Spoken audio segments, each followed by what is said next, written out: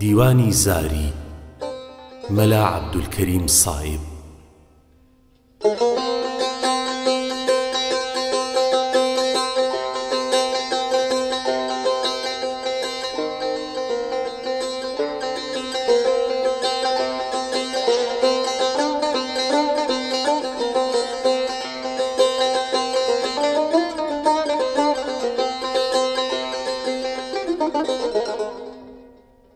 تا لەبەر چاوی مەقامت سەرگلێنەی چاومە، گەر لەبەر چاوم نەبی جێگە دڵی فەوتاومە.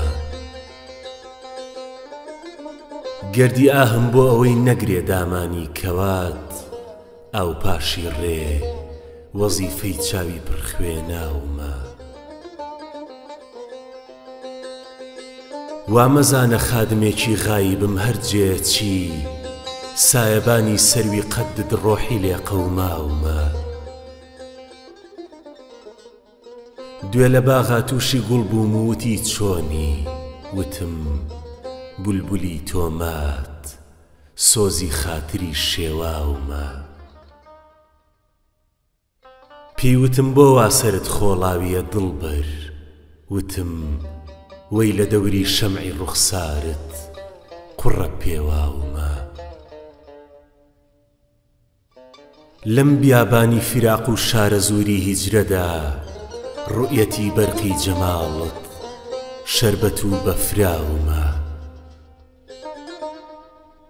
زاری شێوا بوو وەلێ هۆشیارە ئێستاکە گەلێ، چونکە شەوقت هەمدەمی عەقڵی پەری لێداومە.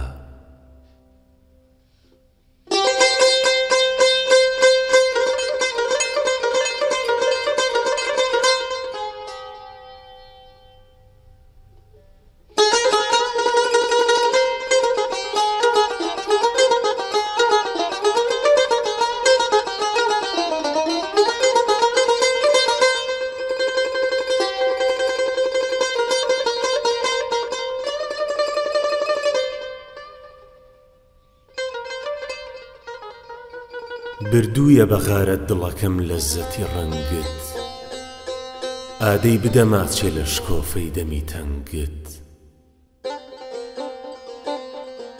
بەم ئاوری شەوقم کە دەسووتێت کەژ و کێ و تەئسیری لەبەر چینیە بۆ خاتری سەنگت. کێیە دڵی لەدلەد نییە بەو تیغی برۆتە، ئاخر چ نەچیرێ کە نەکوژرا بە تفەنگت. بێنورە کە دوودیدە لە دووری شەمی گۆنات، ڕوونیان بکەوە چاوەکەم ئەم جارە بە ڕەنگت. بنیادی ژیانی منی زاری بە فەنادا، قەهری بە پەلە و مەرحەمەتی دوور و درەنگت. لوتفێکی شفا بەخشە بە ڕەحمەت کە بپرسی، جار جارە لە سۆزی دڵی زەخماری خەدەنگت.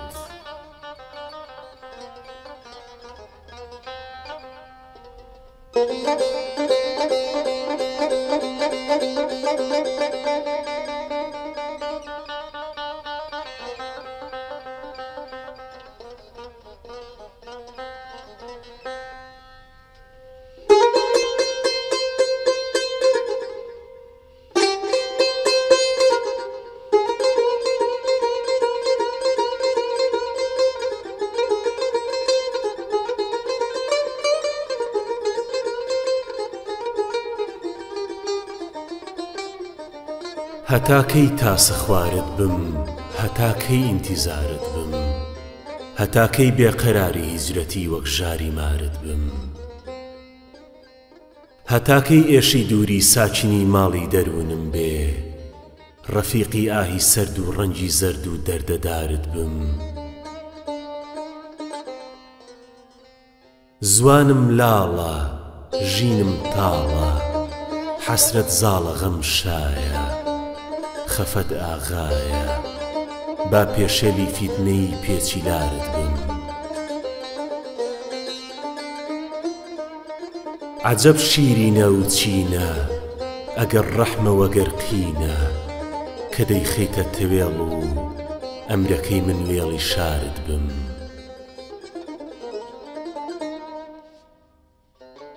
سەفایە بێنە پێشۆ بێوەفا آخر جەفا تاکەی، چییە وەک زوڵف پەرژینی گوڵاڵەی لالەزارت بم. دەمێکە حەولە دەم لەخوا ئەپاڕێمۆ تەقالامە، کە ڕۆژێ باغەبانی سێ و نارنج و هەنارت بم. بلووری گەردنت بنوێنە، سەر هەڵبێنە، بڕفێنە، ئەوی هۆش و خەیاڵە، یەک کەڕەت باشێت و هارت بم. دڵم مەشکێنە دەربێنە لە ژێرەوە هەورەدا ڕۆژت، و دەرخە داودانەی خاڵ و زوڵفت باشکارت بم. دڵی دەرهات زاری، کەوتە بەرپای و کەچی نەتنا، بەسەریاپا دەبا گەردێ لە خاچی ڕێگوزارت بم.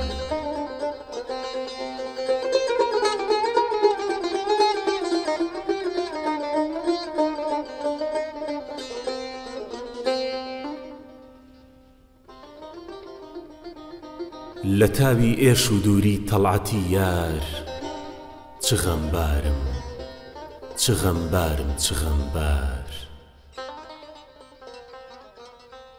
لە تەنگیانم کە دەرناچێ لە هیجری، چ بێعارم، چ بێعارم، چ بێعار. بەبێ دیداری ئەو لەم زیندەگیمە، چ بێزارم، چ بێزارم، چ بێزار. بە پەیکانی موژەی بێڕەحم و خوێنڕێش، چ زەخمارم، چ زەخمارم، چ زەخمار. بە ئیستیغنایی ئەو شۆخازانن، چ بیمارم، چ بیمارم، چ بیمار. مەزاقی دڵ ئەڵێ لەم جەورە هەیدات، چ پڕژارم، چ پڕژارم، چ پڕژار. وتم زاریە تۆ چۆنی، وتی وەی چ ئەفگارم، چ ئەفگارم، چ ئەفگار.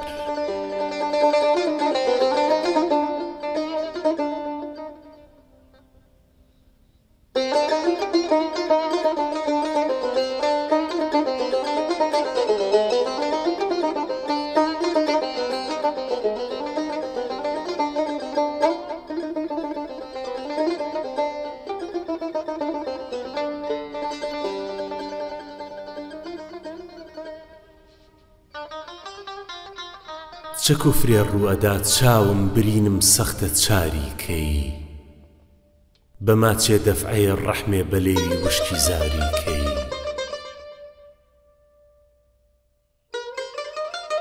وەها غەرقی خەیاڵی تۆیە دڵ، حیسی ئەلەم ناکە، ئەگەر هەر لەحزە سەد جۆگە لە خوێنی سینە جاریکەی.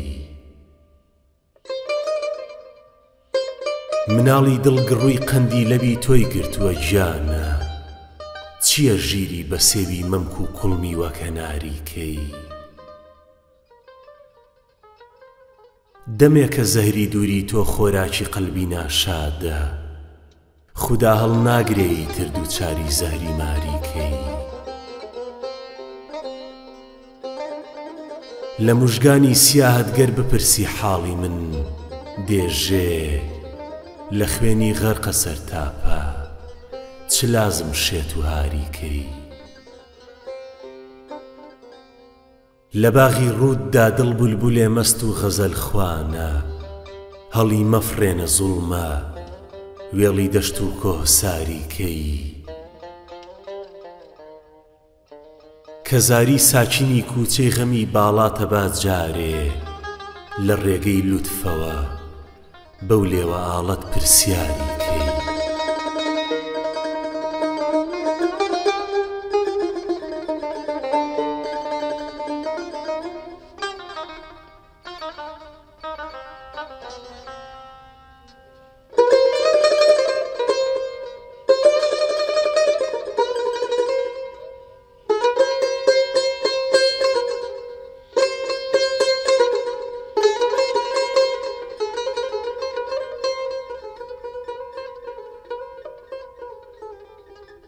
دڵم پڕ حەسرەت و ئازارم شەو مەگەر شینی فیراقی یارم شەو ڕەنگم زەردە مەقامم هەردەوەک شێت خەوم دەرد و خۆراکم ژارم شەو سرم پڕ ئێش و سینەم پڕ لە سەودا لە چاومدا مژەوەک خارم شەو لە وێرانەی منی خاتر پەشێوە خەفەت ساقی و غەممەی خوارم شەو وەفا مرد و موحیبەت بێ سەمەرمە سەفا خەوت و جەفا بێدارم شەو شەپۆلی سەیلی خوێناوی دەروونم وەکو لافاوی ڕوو بە خوارم شەو لە گەرمی ئاهم ئاور هاتە ناڵە دوو چاوم میسلی دوو جۆبارم شەو جگەر پڕ ناڵە و سوراغە چوون نەی سرم سەمتور و ڕەق چوون تارم شەو دووچاری سۆزی هیجرە بۆیە زاری لە گیان و ماڵی خۆ بێزارم شەو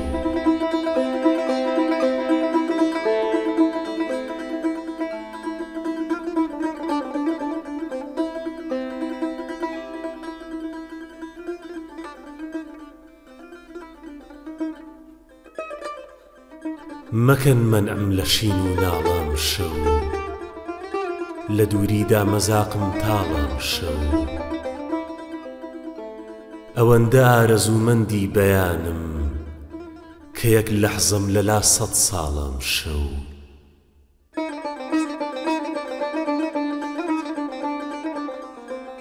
دڵی بێتاو و چاوانی پڕاوم ئەمان بێدار و ئەو بێحاڵم شەو سوپای شادی قڕی تێکەوت و شکیا بەسەرما لەشکری غەم زاڵم شەو شکۆفەی شەوق و سۆزەی شادمانیم بەلافاوی خەفەت پاماڵم شەو خەریکی کۆچە گوڵژاکاوە بەرگی چەمەن پڕشین و بولبول لاڵم شەو لە زووخاوی فیراقی نازەنینان پیاڵەی سینە ماڵا ماڵم شەو دەفەم هەم دەردە بۆ هاوار و فریاد ڕەفیقی شیوەنم شمشاڵم شەو تواوە شەمعی بینایی پەپولەی حەواسم بێپەڕ و بێباڵم شەو بەڕوودا ئاوی چاوم دێت وێژی بەزێ ڕاپەخش زیوی قاڵم شەو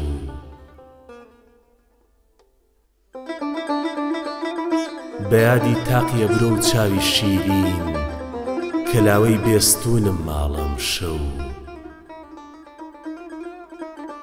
مەگەر فەرهاد هیمەت کۆمەچێکە سرم خاچی کەژ و لاپاڵم شەو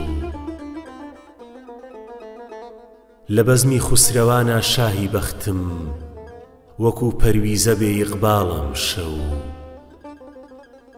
کەبابم سینەی بریانە زاری شەرابم ئاوی ئەشکی ئاڵم شەو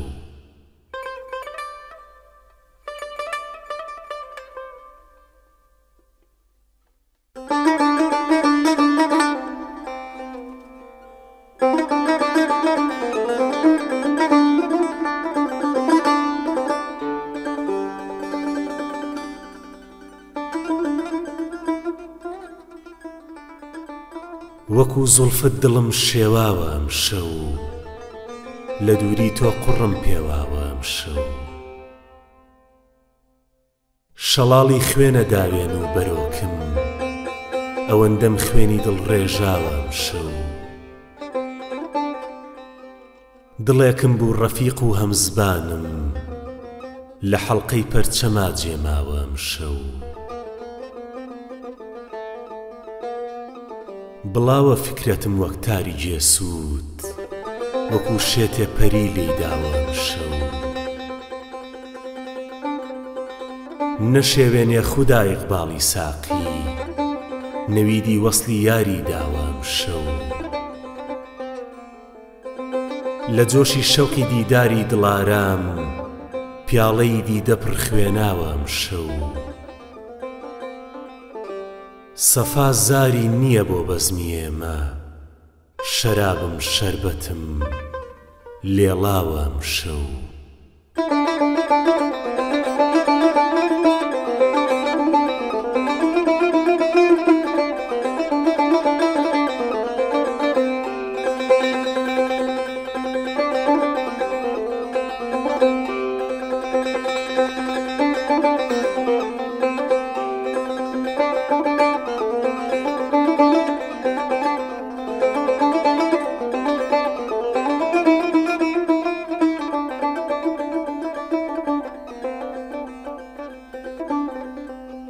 دەردی دووری کوشتمی یا ڕەب دەوایە بۆ نەهات سوحبەتی بێگانە تاکەی ئاشنایە بۆ نەهات سەرفی ڕێگەی بێوەفایی بوو خەزێنەی زیندەجیم کۆچی ئاخر وەختە بێ ساحب وەفایە بۆ نەهات غەرقی لافاوی غەم و خنکاوی جێژاوی بەڵام وا لە ڕێدا سەد گرێ مشکل گوشایە بۆ نەهات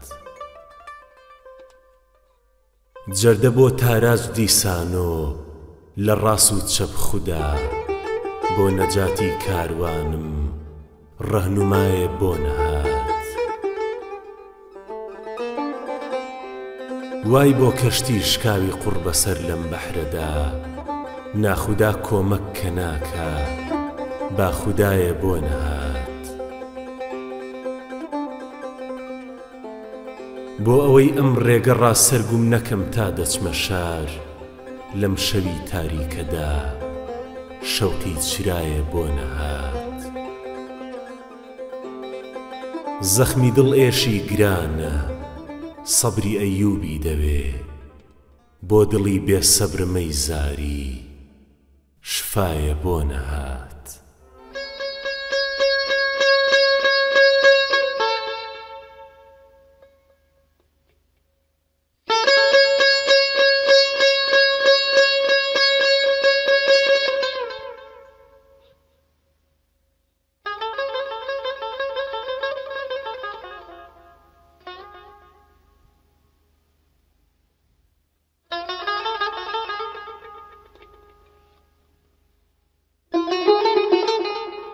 تاقەتی بولبول لە حەد دەرچوو خودا بۆ گوڵ نەهات مەرهەمی ئێش و فیراق و دەردەکانی دڵ نەهات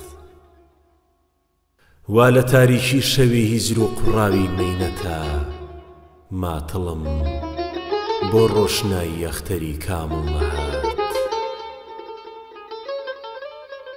ئینتیزاری خۆشە بۆ عاشق بە ئومێدی ویساڵ مردم و ئارامی قەلبی زار و بێ حاصڵ نەهات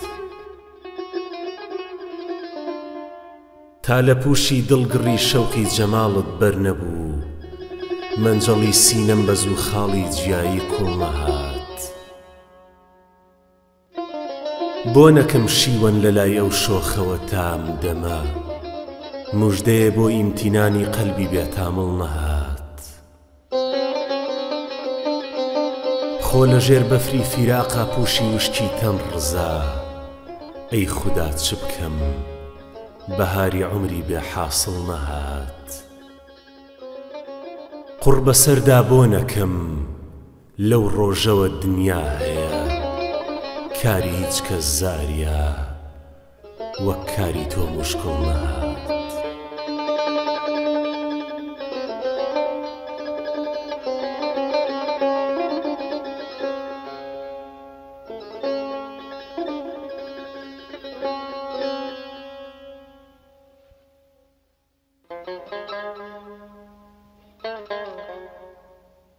خۆشە پێم شیدەت بسێنێ دەم بەدەم خوێنی جگەر بەڵکو ڕۆژێ بۆ مداوا و تەبیبەم بێتە سەر. خاچی ڕێگاکەی بە برژانگمە ماڵم تا نەگا، وەختی هاتوو چۆ لە خار و خەز بە دامانی زەرەر. سورمەیە بۆ بینشی چاوانی من دەست ناکەوێ، چاکتر لەو خاکە ئەو پاکە بە سەریاکا گوزەر. غونچە بۆ بینینی ڕوخساری کە چاوی هەڵبڕی، وا خەجاڵەت بوو بە شێتی چێ و هەردی گرتە بەر. حەسرەتی حوسنی وەکو ئاور لە جەستەی بەر بووە، شەمع بۆیەوە سووتێ ئەوڵی شەو تا سەحەر. تۆ کە سۆزێکت لە شەوقی شەم لە خاتردا نییە، منعی پەروانە لە سۆزش بۆکەی ئەی بێخەبەر. وا خەیاڵی حاڵی ڕوخساری پەشێوی کردووم، نیمە فکر و بیر و هۆشی امتیازی پا لەسەر. چون تەوافی کەعبەی دیدارە ئاواتم، ئەڵێم من چ دەربەستم کە سەد دەردی گرانم بێتە سەر. زاریا بێڕەنج گەنج یارەزوو دەست ناکەوێ، خەرمەنی مەقسوود کەی دەستکەوتووە بێ دەردەسەر.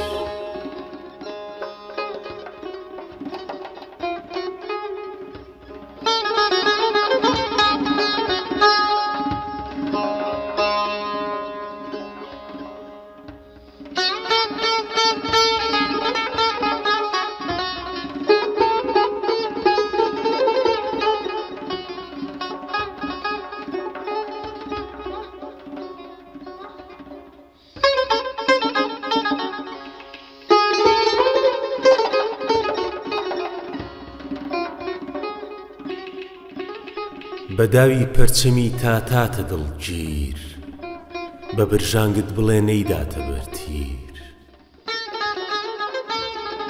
کە ئەم ئاهووی وەحشەت هاتە گوڵزار، بەداوی مەهر گیری دە نەزنجیر.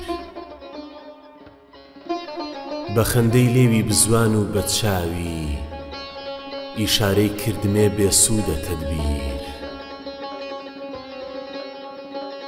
بە ئاور تا نەبێ گرم ئاسنی سرد، چەکوش ناکا لەوان چەندان تەئسیر. سرم سوڕماوە نازانم کەلامی، نەباتی میسرە شەهدی نابە یا شیر. شەرابی زیندەگی ئەڕژێ لە لێوی، مەسیح ئاسا زەمانێ بێتە تەقریر.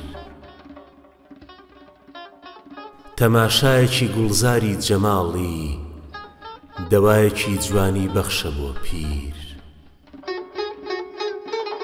وەرە ساقی بە جامێ بگرە دەستم، چ جام ئەو جامەوە نادانەکا ژیر. بە بادە غەم بە بادە زاریە، چون لە بێدادی فەلەک ناکات تەقسیر.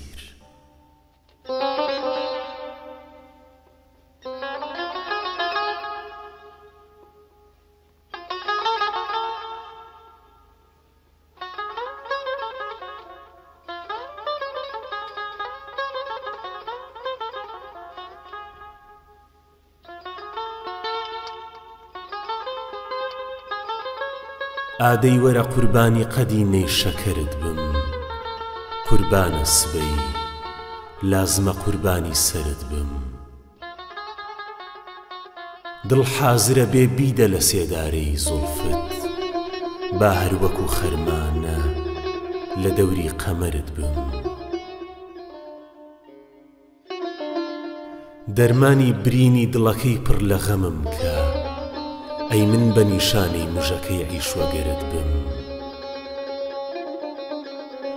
سوتاوم و ڕێگەم نییە بۆ دیتنی باڵات، پێ هەڵگرە بێ تا بە فیدای ڕێگوزەرت بم. ئاخر نەفەسە لازمە ئەیدی دەکە ئەمڕۆ، بۆ ڕەسمی وەفا هاتنە جێ خاچی دەرد بم. سەر هەڵبڕە بڕوانە کە سەربەرزیە بۆ من، بۆ ڕۆژی قیامەت کە شەهیدی نەزەرت بم. ڕۆژێ نییە زەخمێکە نەکا خەنجەری نازت، نەمدی کە ڕەتێ دەست لە ملێ یا کەمەرت بم. تۆ بیت و خودا بەسێت یەم جەورە هەتاکەی، بەم جۆرە من هەڵگری زامی خەتەرت بم. ئەی باغی جوانی منی دڵت لەتی شێوا و عیلەت چییە بێ بەهرە لە سایە و سەمەرت بم. سەد مەرتەبە ڕابوردی و نەتپرسی لە حاڵم، با دەفعەیە خاشاکی شەقامی سەفەرت بم. خۆشبەختیە بۆ زاری کە دایم بەدڵ و گیان، خەمبار و حەزین خەستە و خوێنی جگەرت بم.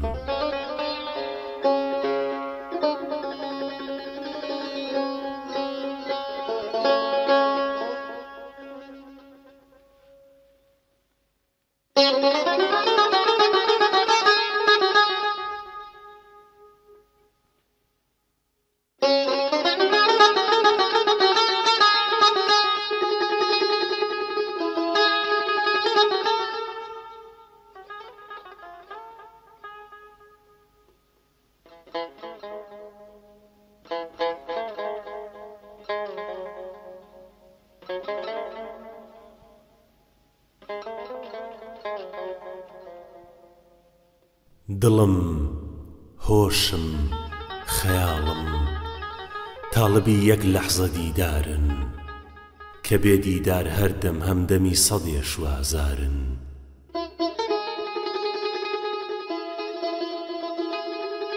شەکەر بێ موشتەری بێ نرخە قەندی میسر هەرانێ، بە خەندە لەعلی لێوی دڵبەرد سەرگەرمی گوفتارن.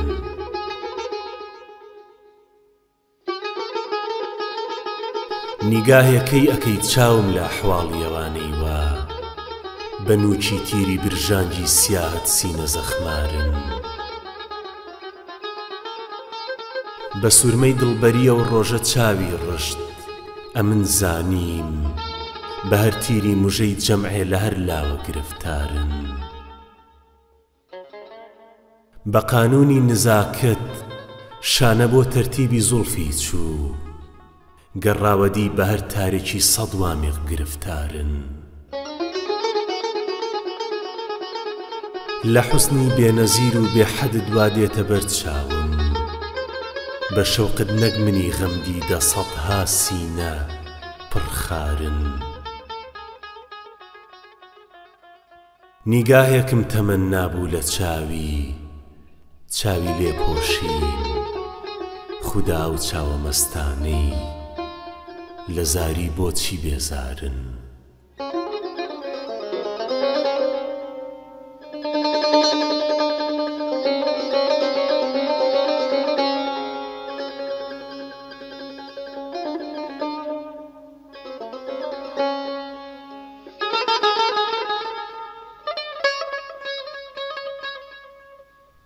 قوربانی دەمت بم کە وەکوکانی نەباتە، هەی هەی غەڵەتم وت کە قسەی ئاوی حەیاتە.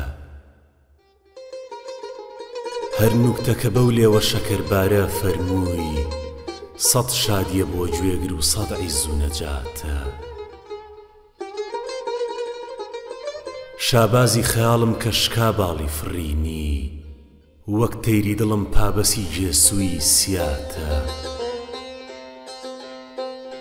زەڕاتی وجودم لەسرم تا بەبەری پێ، پەروەردە بە شیری شەکەری میهر و وەفاتە.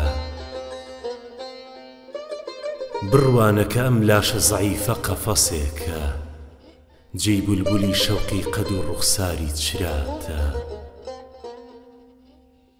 سەر هەڵبڕە بڕوانە تەماشاکە ببینە، کوژرا و برینداری موژەت پڕ بە وڵاتە. ئەو گەردە لە داوێنی کەواکەت کانیشێ گیانیە منە مایلی ماچی بەری پاتە بۆ دەفعی بەڵاو ئافەت و ئازاری جەماڵت دڵ هەروەکو ڕۆحم سپەری تیری قەزاتە میحرابی مناجاتی منی زاریە برۆت لەو گومبەزەدا مەوریدی سەد فەیز و نەجاتە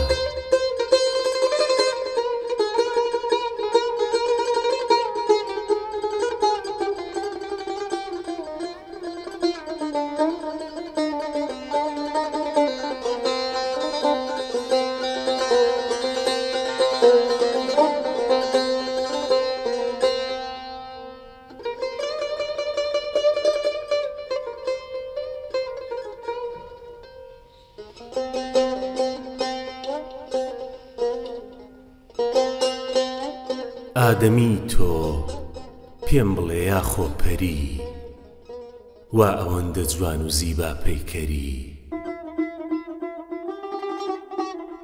دڵزەدەی تیری موحیبەت بۆ نەبێ تۆ کە بەم جۆرە لەتیف و دڵبەری زینەتی باغ ئەی نەمامی ئارەزوو حەیفەوا بێ میوە و بێ سێبەری گردنی مینا هەڵێنە بابلور نرخی بشکێ لی نەپرسێ مشتەری بۆ لە خۆ پەروانە ئاور بەرنەدا ڕامەبوورەوە بەلامە سەرسەری گوێدە ئەم غەواسی شەوقەت چیەڵێ ئەی دوڕی دەریایی ناز و دڵبەری سێوەکانی باغت چەند قیمەتین سندنی ممچینە بێ بۆ مشتەری ئاوڕی داوە بە خەندە پێیوتم بێبەها نابێ کە دەستی بۆ بەری کاری زێ و زەڕ نییە مامەڵە گیان و سەر هەردوو ئەبێ با مشتەری زاری نامەردی ئەگەر لەم مامەڵە تا حەیاتت باقیە دەست هەڵگری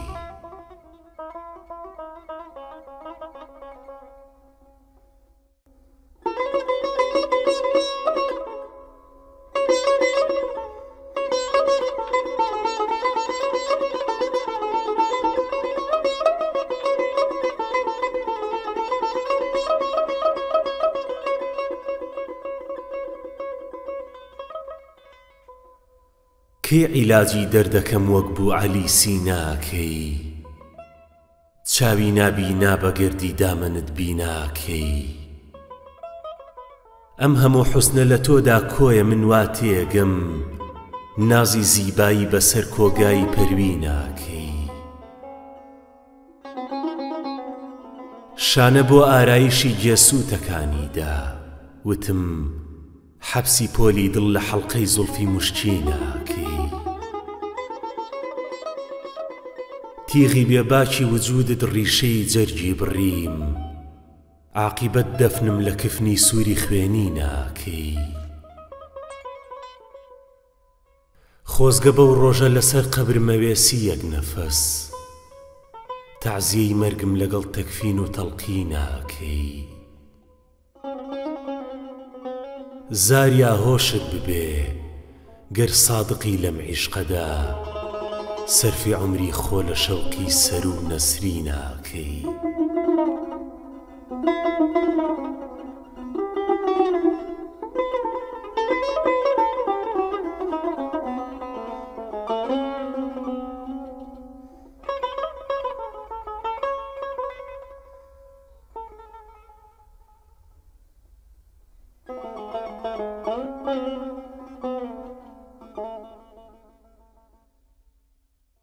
وەتەن قوربانی ڕەنگی زەرد و حاڵەتی پەشێوت بم وەتەن سەرگردی ناڵە و ئاهی سەرد و باری لێوت بم بەدایم دیدە خوێنینی وڵاتی شەڕ لە نێوت بم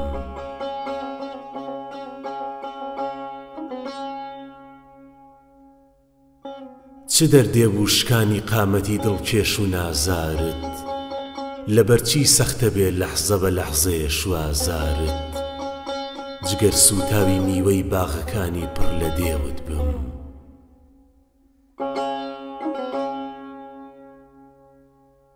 دەوایە بۆ نەبوو بۆ دەفعی ئازار و نەخۆشینت، نەجاتت بۆ نەبوو وەک من لە غەم نۆشین و پۆشینت، خەفەتباری گوڵی بێ ئاو و سیسی دەشت و چێوت بم.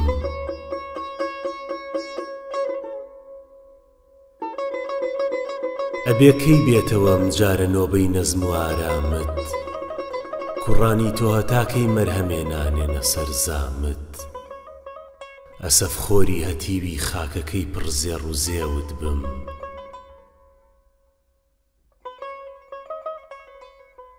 لە داوێنی ئەتۆدام کوڕانت چونکە یەک نابن، خەیاڵم وایە تا ڕۆژی قیامەت هەر بە تەنیا بن، خەریکی شینی بێڕەنگی گوڵاڵە و سەر و سێوت بم. وەتەن تایەش و ژانی عەجز و ناساغی لەسەر تابێ، لیباسی شۆڕشی و کۆتی پەرێشانی لەبەر تابێ، وەکو زاری ئەبێ هەر خاکە سار و لیتە پێوت بم.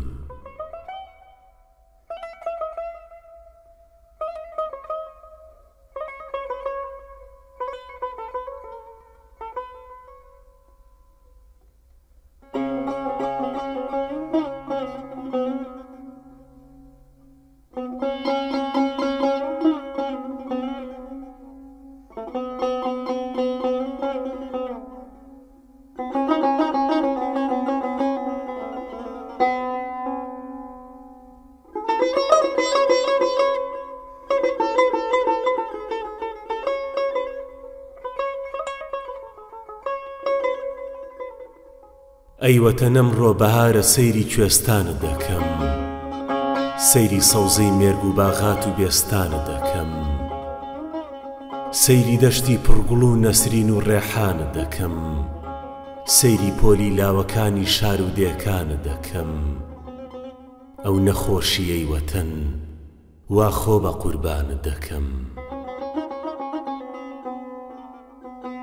خاک و خاشاکت میسالی سوورمە بۆ چاوی منە، هەر ئەوە مای حەیاتی ڕۆحی فەوتاوی منە، سیلسیلەی شەوقت هەتاک و مردنم داوی منە، یانی ها حوبی ئەتۆ هەم نان و هەم ئاوی منە، تا بمێنم هەر تەمەنا بۆ ئەبەدمانت دەکەم.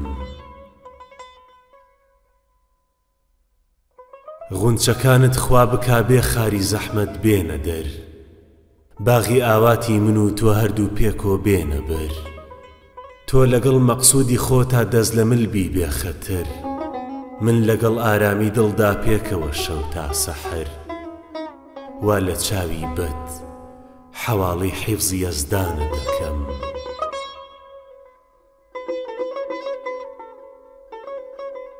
ئەیوەتەن تۆ میسلی شیرینی ئەمن فەرهادی تۆم، یادگاری کاوە و فرزەندی فەروغزادی تۆم، چونکە پەروەردە بە شیری مەمکی ئیستیعدادی تۆم، حازرم بۆ خزمەتت تا هەم کە من ئەولادی تۆم، خزمەتێکی وا کە جانی خۆفیدای گیانە دەکەم.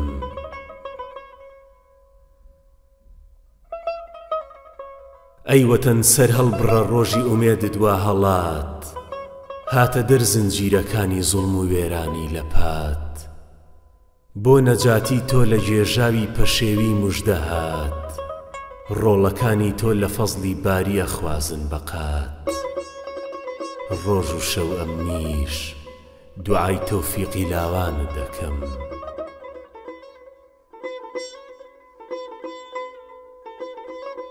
بەدفەڕە هەرکەس کە مەیلی ئاوەدانی تۆ نەکا، پاسی ئاو و خاک و بەهرەی نیشتیمانی خۆنەکە، تێنەکۆشێت و تەمی نەکبەت لەسەر تۆ لا نەبا، دەوڵەت و گیان و سەری بۆ ڕەستگاری تۆ نەدا، من کە زاریم گیانی شیرینم بە قوربانت دەکەم.